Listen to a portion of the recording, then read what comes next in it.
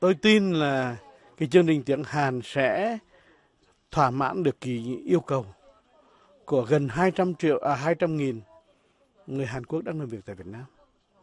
Cũng như cũng gần cái con số đấy là những người Việt Nam đang làm ăn sinh sống ở Hàn Quốc.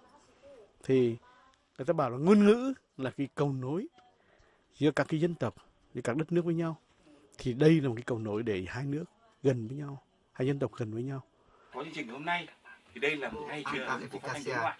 Và hôm nay là một sự kiện hết sức là có ý nghĩa của Đài Tiếng Việt Nam là việc phát sóng chương trình phát thanh tiếng Hàn đầu tiên trên sóng FM của Ban Đối ngoại Đài Tiếng Việt Nam. Và để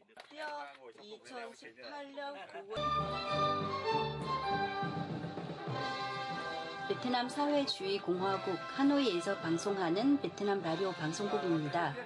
한국어 라디오